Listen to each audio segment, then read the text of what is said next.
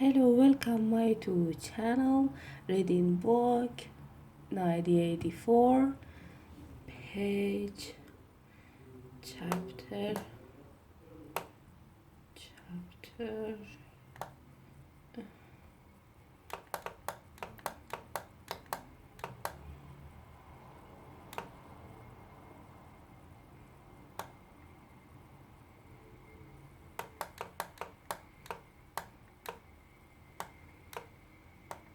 chapter 7.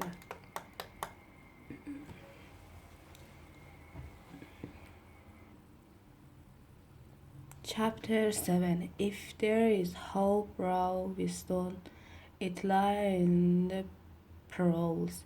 If there was the hope in mouth lying in the pearl, because only there is a those swarming disregarded mass.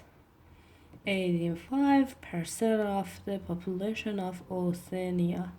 Could the force that destroyed the party ever be generated? The party could not be overthrown from its enemies.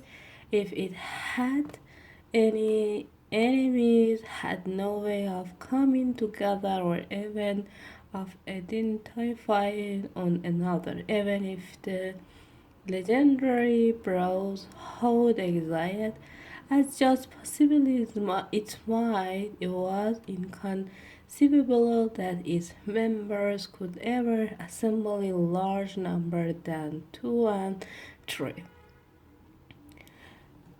Rebels meant a look at the eye and the inflection of the voice, at the mouth an occasional whispered word. But the parole, if only they could somehow become conscious of their own strength, would have no need to conspire. They needed only to rise up and shake themselves like a horse shaking off foals. If they do, they could blow the party to pieces tomorrow morning, surely sooner or later it must occur to them to do it. And yet, he remembered how once he had been walking down a crowded street when a tremendous shout of hundreds of women voice had burst from a side street little way ahead. It was a great, formidable cry of anger and despair, deep, loud. Oh, oh, that went humming unlike a reverberation of a bird. His heart had leapt. It started.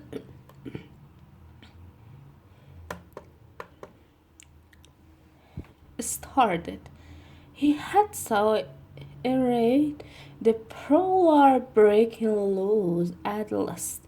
When he had reached the post, it was to see a mob of 200 or 300 women crowded round the stalls of the street market, with faces as tragic as though they had been the doomed passenger on a sinking ship. But at this moment, the general despair broke down into a multitude of individual quarrels. It appeared that none of the stalls had been selling thin suspense. They were wretched families, things but cooking food of any kind were always difficult to get. Now the supply had unexpectedly given out. The successful woman, pumped and jostled by the rest, were trying to make off with the suspects with well a dozen of other clamors round the stall, accusing the storekeeper of favoritism and of having more suspects somewhere in reserve. There was a fresh outburst of yells. Two blooded women, one of them with her hair coming down, had got hold of the same suspense and were trying to tear it out of on another hand. For a moment they were both talking, and then the handle came off. We stood watching them disgustedly, and yet just for a moment what almost frightening power had sounded in the cry from only a few hundred throws. Why was it that they could never shoot like that about anything that mattered? From on of the party textbook. The party claimed, of course, to have liberated the parole from bondage. Before the revolution, they had been hideously oppressed by the capitalists. They had been starved and flogged. Women had been forced to work in the coal mine. Women still did work in the coal mine. As a matter of fact, children had been sold into the factories at the age of 6.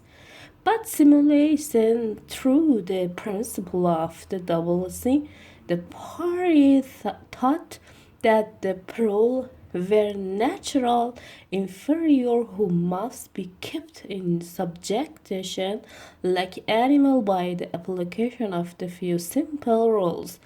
In reality, very little was known about the parole. It was not necessary to know much so long as they continued to rebirth.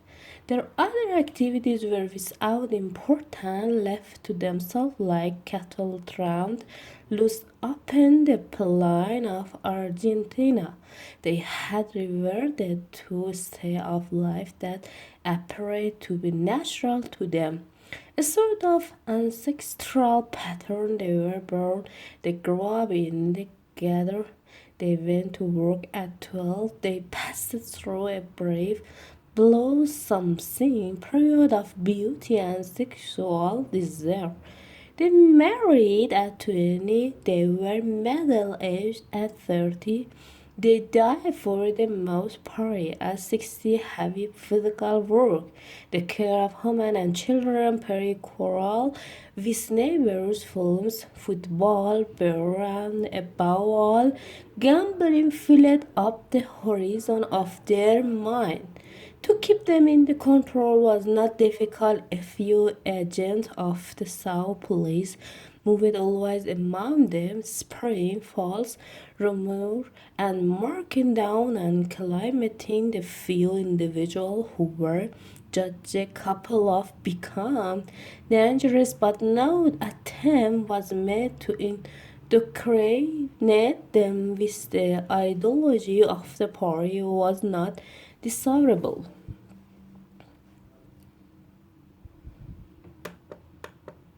That the parole should have a strong political feeling. All that was required of them was a primitive patriotism which could be applied to whatever it was necessary to make them accept longer working hours or shorter ration. And when even when they become discontent, as they sometimes did, their disconnect led nowhere. Because being without general idea, they could only focus it on party specific grievance. The large avails invariable accepted their notice. The great majority of parole did not even have telescreen in